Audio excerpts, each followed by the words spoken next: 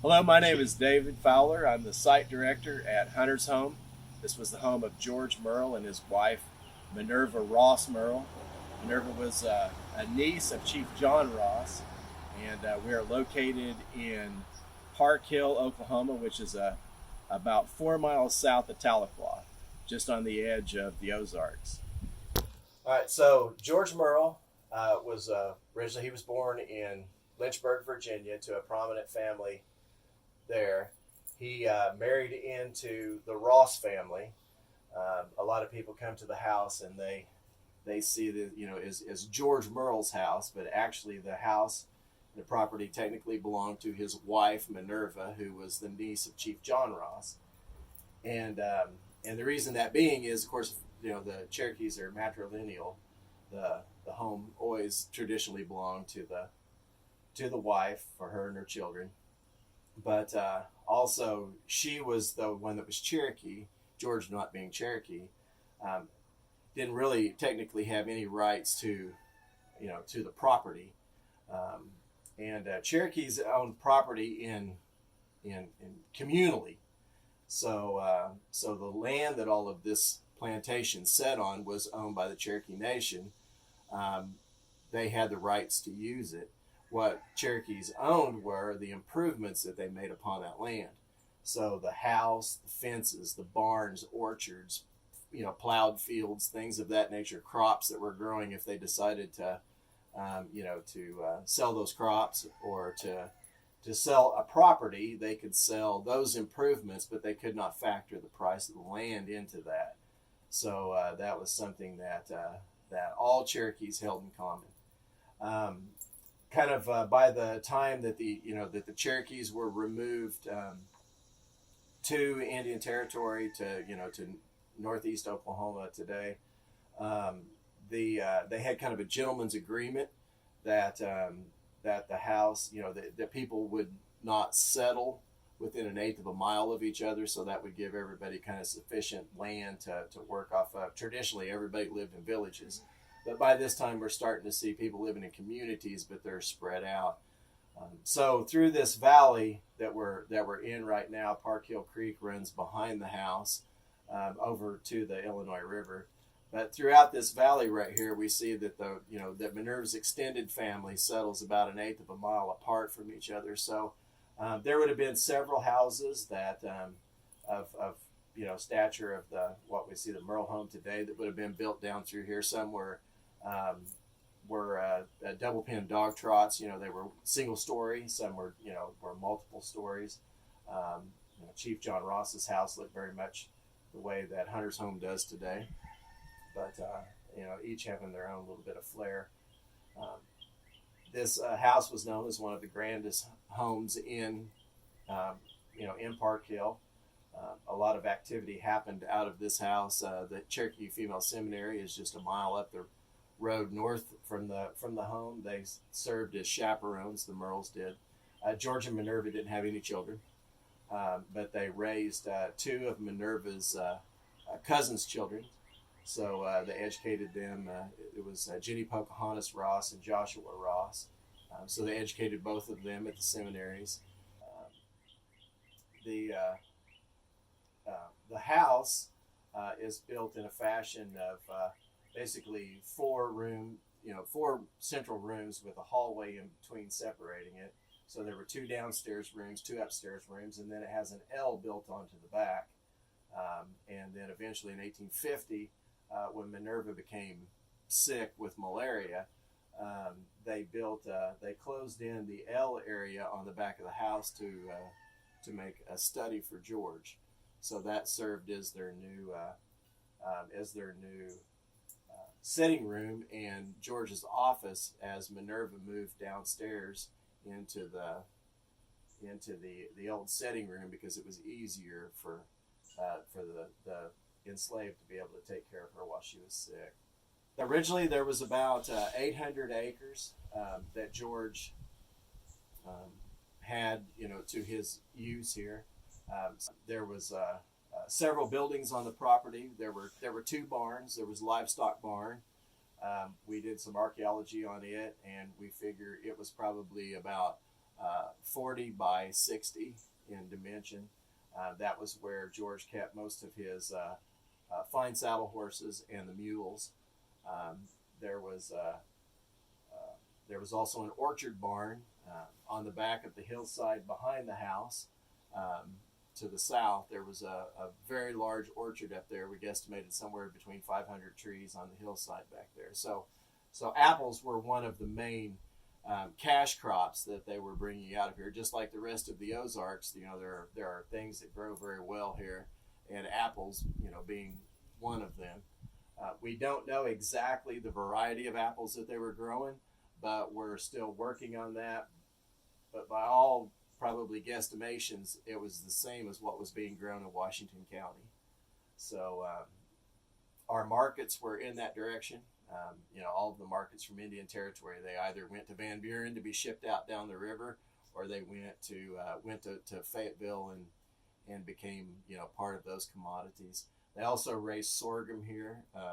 We know that a lot of times people associate sorghum with post Civil War, but it's actually a crop that was being grown in the Ozarks and in this area over here well before the Civil War, because in the 1860 census they list that as one of the crops that they were growing. So we know that some of our numbers are probably going into those numbers being produced in those counties along the border of Bentonville, Washington County, and Sebastian County. There's our crops go over there for sale. So there was also 8 cabins for the enslaved that lived here on the property. By the time the Civil War broke out, there were 42 enslaved that were on this particular plantation. We have a list of who they are. We don't have images of them, but we definitely have names for all 42 that were here. We know a lot about where they went to after emancipation. So once they were freed, some of them fought in the Federal Army. The 2 blacksmiths, Fayette and Grand, they fought in the 1st Kansas Colored Infantry during the Civil War. Fayette was killed at Poison Springs. So we know quite a bit about the enslaved that lived here.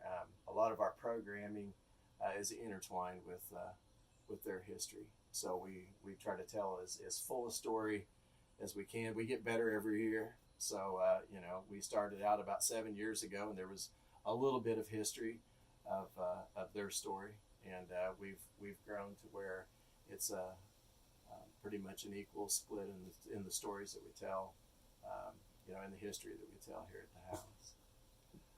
One of the things that we're doing with property currently is that we are in the process of becoming a living history farm. So we've made some accommodation. We used to have a park that was on the east half of the property, which is where the barn and the livestock area was at originally. We intend to reconstruct a barn, fashioned in 19th century fashion, and that's where we will have most of our livestock interpretation. And we're currently working on the area south of that, which would be up on the hillside where the orchard was. We've been doing a lot of clearing. They allowed that to become a nature trail in the 1970s, and from the 1970s on, it's become an overgrown quagmire of invasive species, and doesn't look anything remotely, even if we were to use it as a nature trail, it doesn't look anything remotely close to what an Ozark forest would look like. But our intent is to have a little bit of managed forest land, and then have the rest of it back to orchard. That's kind of some of our long range plans. We currently have we have 2 gardens, and we have a field crop that we grow every year. So we have a kitchen garden out back of the house that has plants reflective of what would be used on a daily basis. Lettuces, things that go, would be eaten fresh, kind of like our produce section in the grocery store, where you stop in and get your daily fresh lettuce. Well, they would just walk to the um, to the kitchen garden and pick those. And we usually grow a field crop every year, which is either corn or sorghum. We currently don't have a furnace to process the sorghum with, but we grow it every year, save the seed, and able to, that way we're able to grow more the following year. The one thing that we do grow is we do grow a specific variety of Cherokee flour corn. It's called Cherokee white flour corn. It's a true flour corn that we receive our first seeds from the Cherokee Nation, and we've grown that out here every year. And then in conjunction with that, we grow pumpkins in the field. We have 3 original structures on the site. We, of course, have the 1845 mansion. We have a smokehouse that was built in the 1890s after the fire at the female seminary. They salvaged the bricks, and it replaced the original smokehouse that was there, which was a log structure. And then we have a spring house that's on the creek, which the spring flows through that house, cools the house down, and they used it was a refrigerator. That structure may be probably the oldest structure on the property. When Murrell and his wife arrived here, during the Trail of Tears, George had purchased the improvements from this land from a gentleman named Isaac McCoy. And Isaac McCoy was a Cherokee old settler who was already, had moved to this area from Arkansas in the 1830s and settled in this area. And of course, the story goes is that that George said, "I'd like to, purchase your improvements." And McCoy said, he goes, "I don't think I'd sell my improvements for any less than $2,000. And he said, "Maybe not even then." So George counted out $2,000 and said, "How about now?" And of course, we see who lives here. So he found McCoy's price. And so the spring house, we're not quite sure whether it was built just before the mansion was built or if it was here during McCoy's time. But we do know it's a very old structure. The house itself and its construction, the kitchen part of the house, which sits at the very back of the L, is the oldest part of the house. So they've done architectural investigations on that house, and that may have been the cabin that McCoy lived in, and they repurposed it for the kitchen off of the back of the house. So it's definitely been documented that is older than the front part of the house itself. So this is a spring house. As we said before, we're not really sure the date on it. It could predate the building of the big house, but it's a really great engineering feat that we have here. Is that and of course it depends on how much rain we have as well. But the spring is actually in the wall right here on this side. It flows out of the ground here, and it flows through these series of holes that are in the side wall over here. So this is your source of drinking water here. So it's coming out pure out of your source. If you were here, you could feel how the difference in the temperature from ground level to here. It's nice and cool right here in this little spot. So the water comes out of the spring in the ground here, and it flows in and through the structure here. As you can see, we're kind of in a major dry period right now. So the force of the spring is a little bit down, and I'm sure that probably in the day that the Murrells were here in the 1840s, this was a very strong flowing spring. But there's also a ledge around here in the floor, so the water level would be up about with these stones here, and you can set crocks of milk or cheese, anything that you wanted to. Actually, more likely milk would be set in along the edge right here. to keep it cool. So because that temperature of that spring is usually around 38 degrees or so, given year round. Also, the insets on the sides were for places that you could set eggs, cheese, things that you didn't want to go bad. But also, one of the things that they would do, and we have documentation that while Emily Murrell, George's niece, was here in the 1850s, was that they would bring ice in here.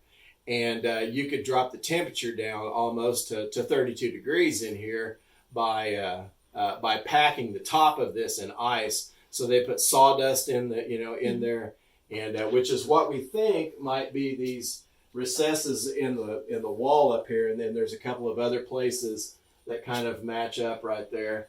A couple up there at the top where they may have a ceiling in here, and they would store ice up in there, packed in sawdust or straw. So we know that you could keep ice, if you would cut it in the wintertime in this structure, up into about July would be about the last of your ice. But they had a hailstorm one evening while Emily was here, and so they all ran out and scooped up the hailstones as fast as they could and brought them out here and packed them in so that they would have ice for a little bit longer. So it's kind of a great story that we don't think about. Hailstones is a good, but I'm sure in a mint julep that would have been awful nice to have nice ice, an ice cube there. So, but this structure is kind of a fantastic piece of engineering here. That's and these are very common in the Ozarks with springs all over. So another great example of one in Cherokee Nation is up at Saline Courthouse, up by Rose, Oklahoma, and its spring is very strong still. So but we have a lot of groundwater that's taken out in Park Hill today. So that could be a amount of trees too that we also have here that causes the spring not to be quite so strong as it used to be. But this is the outlet here as it goes into the sluice back towards the creek.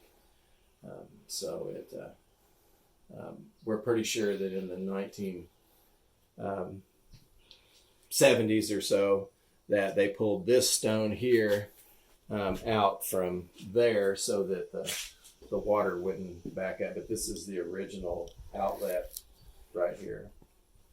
So this is the location of the original livestock barn. We did some excavation out here and found its footprint. We did a non-invasive survey, and then we went in and dug some test pits. We have an aerial photograph of the property in the 1940s. The barn was gone by then. It was made out of walnut, so they came in, salvaged the lumber prior to the house being purchased by the state of Oklahoma as a historic site. So the house had been, or the barn had been salvaged for the lumber out of it. But in the aerial photograph, that tree right there, when you see this beautiful bur oak tree that we have on the property, is pretty good size at the time in the 1940s. So, and we also have a photograph taken from the early 1900s that also shows that tree in that photograph. So it's a remarkably beautiful tree, that we hope that it lasts for many more years. But this location that we're at right here, that you can kind of see back into the neighborhood. This is the terrace that they started to farm. There's a lot of fertile ground up on this area, very sandy loam. There's some, clay in it, and there's also definitely a little bit of rock. But how do you farm the Ozarks without a little bit of clay, rock, and tree root, right? We know that George advertises that in the Cherokee newspaper that he's offering the services of his prize Durham bull, to other farmers around. And of course, this is a very short jaunt over to the big house. This is the area here. You can see the nice retaining wall that they built, in slave labor. Of course, I mean, this is we don't escape the ills of slavery in Cherokee Nation, during the 19th century, along with the rest of the southern United States. But they built this retaining wall along here, and later on in the 20th century, they diverted all of the ditches to this area. So this area between the barn and the big house is a lot more eroded away than it would have been in the 19th century. And this is also the side of the house that, if you were coming to visit with the Murrells, this is the side of the house that you would have came to enter. A lot of people think it's out front and you come up to the front of the house, but on parties and special occasions and things of that nature, family and all would drop off on this side, and they would enter through the east side of the house. The house is oriented north and south. Most Cherokee homes are oriented east and west. So but and a lot of times people ask, well, why would they settle here? It just seems awful humid, and there's not a lot of breeze down here. Well, and when the Murrells settled here, that creek behind the house, which is on the south side of the house, and that hillside back there, which is now completely overgrown, would not have been, and that wind coming across that creek would act like air conditioning hitting the back of the house. So it, by allowing that creek to grow up, blocking off that airflow, it would, in their day and age, it would have been a whole lot cooler down in this area anyway. So, and of course, the availability of really fresh, good water with the spring also puts in there. So this farm would have looked like pretty much, it modeled a lot of the farms, throughout, Victorian era America, in the antebellum period, prior to the Civil War. A lot of people think that, and there are a lot of yeoman farmers that are living hand to mouth, but, by far, the Ozarks, particularly in Arkansas and the Indian Territory side of the Ozarks, farmers are very successful. That's why we don't hear a whole lot from them. They're raising their own crops, they're growing their own crops, and they're saving their seed, they're taking to market. So if you read that 1860 census, and you look at all of the agricultural census, and you look at all the crops that are coming out of our area up in here, it's they're very successful farming, and particularly in apples and sorghum and livestock. We have great grazing that's in these little valleys here, and so farmers are very successful. The Civil War destroys that. All right, so we're in the historic area of the orchard. This had been established possibly before the Murrells got here. That may have been some of the improvements that George purchased from Isaac McCoy, but we know that George had a massive orchard in this area, and it stretched further than what property that we own today. Today we have a 45-acre property. 5 was acquired in the 1990s. The 40 acres that we have today was part of the allotment of Lula Henderson, which was a family member of the Rosses. So she received the house and 40 acres, and this continued to be a working fruit orchard up into the 1950s.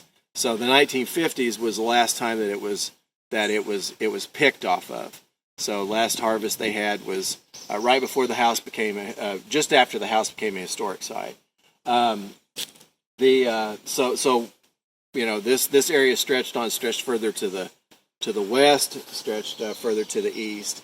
So, and of course south is in that direction that way. So it always feels like we're looking north when we come up here, but it's that the south is to that direction. So we started clearing this area. Like I said before, if you pan around and kind of see some of this area to the north of us here, looking back towards the big house, it pretty much looks like a jungle. You can't see through it. Tons of invasive species up there. I think of the 10 most invasive species we have in the Ozarks, I'm pretty sure that we had 9 of them up here. We also do have some good native species. We're going to plan on leaving a managed woodland area, which is off further to the west. But there was also a vineyard here as well, and it was separated by a retention wall. They had a stone wall. They had a buck rail fencing over the top of it, and and once we came in and started clearing out the underbrush in here, we found the wall. So it unfortunately, in the creation of starting, of making the nature trail, they have damaged several portions of that wall, but because this stone path cuts through it. But they were also using that as as soil retention as well, because we can see about this point it really the land really starts to drop off. And they plowed everything, even their orchards back in the 19th century. They plowed. So we have a little bit of that wall that stretches from here over to our eastern boundary. So we have maybe 150, 200 yards of this wall, and you can see it's the big stones that are in through here. A lot of them have fallen down the hill, but that would have been stacked up about 24 inches high, and then they would have had a railing up over the top of that, made out of split logs, and so it would have separated out this area up here, which was the orchard, and this area down in here, which was partly a vineyard. And somewhere up here we had an orchard barn. We're not sure where it's set at, but I have a couple of places that we found some cut sandstone, stone that's different than what is naturally up here on this part of the hillside, and so we're going to have the archaeologists check that out. So this area here will become our orchard. The trees that we still have standing are species that we have a use for. So we're not just going to waste the trees that are up here. We have 2 barns to reconstruct, and we have a lot of good building timbers out of these trees up here that we will use for that purpose. So we're going to reconstruct the livestock barn, and we're going to reconstruct an orchard barn up here so that we can have all of our apple press and everything that will be in there. Right now we're looking at several varieties of apples, which really follow the what we see in over in Washington County. We're looking at Arkansas Blacks, Ben Davis, a lot of those varieties that those cider apples that we're gonna hopefully we can make some good cider out of it as well. We all like cider, right? Mm-hmm. So but very good soil up here, not very rocky. It gets rockier the further north you go down towards the creek, but this is it was a very, very productive orchard up here, even into the early 20th century. The Henderson family continued to grow and raise fruits and apples and all up here.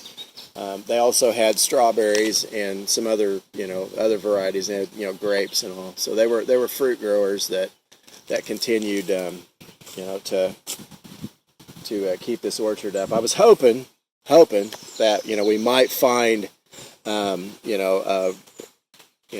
stray apple tree that might have survived, but I wasn't that lucky.